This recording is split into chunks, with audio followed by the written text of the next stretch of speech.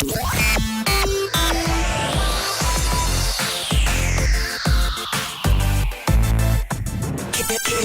FM. So I'm joined, I say the studio, I'm not basically in the studio, but we're joined at 10 by a young gentleman by the name of Keith Cousins. So I'd just like to say hi to Keith Cousins. Hi Keith, how are you today? You alright? I'm very good, thank you. How are you? I'm alright today, my friend. I'm not doing too bad. I'm better than I was yesterday. We went out and celebrated some stuff on Wednesday. We went out and celebrated the fact that we're here on Wednesday night, and he went home at 1 o'clock and left me out. So I felt terrible yesterday. I feel okay today, I'm good. Good. You've got to blame somebody, haven't you, sometimes? So, Keith, you're part of a company that's called KCC. Yes. Yes. And your company has just purchased many things, including one of the golf courses that we're on now. Yes, we purchased the Oceanico Group, which consists of the Victoria course, Millennium, the Old course, Laguna, and Pinal. That's right. I've just been saying that Pinal, one of my favourite golf courses. Why would somebody buy golf courses?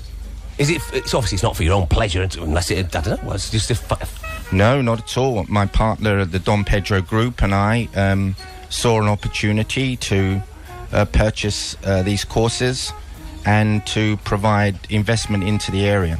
Are you going to invest in the courses themselves or try to? Absolutely. Because we're just saying we think some of the courses now, we need to take things to the next level. We do. And that's what you're hoping to do with the Oceanico Group and the courses, is take them to the next level. We want to take them to the next level. We want to build the profile and make this more of a destination spot. Okay. Well, you yourself, Keith, you've lived, how long you say you lived here? I've had a house in Portugal for 20 years. And played golf in and around the area as well, yep? Everywhere. So you're quite into, you do know about the Portuguese way and stuff, and how, well, basically what works for the golfers. Yes. And that's what you're going to instigate, is what you would like to see on the golf courses for the golfers to come. Yes, and we want to introduce new standards, higher standards, and better disciplines to make it a greater experience for the clients. Okay, when you say, if you say better disciplines, what sort of things you do? What we want to do is to bring some other cultures to the table, who will help us raise our standards for the clients and improve their experience here. We want to introduce an American style approach. We want to introduce GPS buggies, so that which people can order drinks and food from their buggy, the buggy itself, great, from the buggy itself, and it's all part of the experience. When you say introduce an American style approach, there's a lot of sport at the minute that's changing. It's been, for example, you've got darts and snooker. I'll just use those as an example. Is it Barry Hearn that's got hold of those and changed the format of how it works now, and he's made it, it's like darts, for example. It's watched by millions of people. You get tens of thousands of people going to the alley-pally watching darts. Are you going to introduce the American style to the golf when you say the American side of things? How? The American style of thing is the improved standard. This is a service industry. Yep. And the standards of service that the Americans provide is high in their golf courses. We want to replicate that. We want to increase everything that we do to make people come to the courses and enjoy the experience.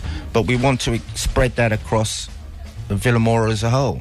This is not just about the golf courses. We want to help raise the profile of Villamoura. Well, hopefully the idea would be, if you were to do that, and if you were the first company to do that in and around on the 5 of the most popular courses in Villamoura, the others should ideally have to follow suit. They should have to, shouldn't they? I hope so.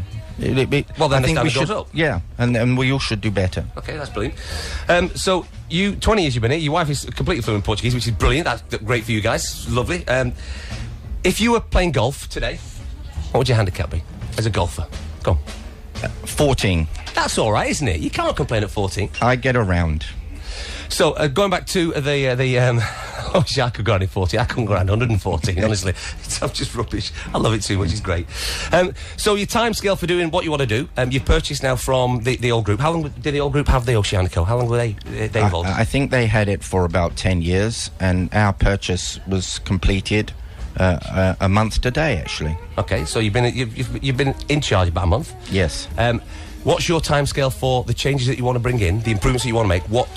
When you're looking, are we talking immediate? Are we going to be a slow process over 3, 4, 5, 10 years? What's your outlook there? Oh, I think we're going to make some immediate changes as soon as this event is over, as we have to start planning for next year's event. Yep.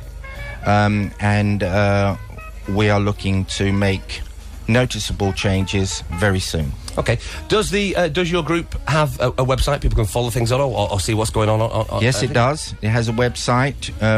obviously, as a result of the purchase, we're changing the website, so watch this space. Okay.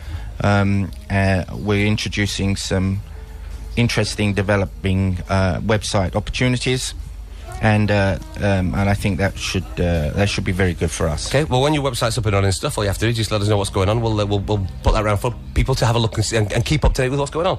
My scoreboard has just gone off now. I was going to ask you, one of my final questions would be today, who would be, if you were putting €10 on anybody to win this golfing competition today, who would it be?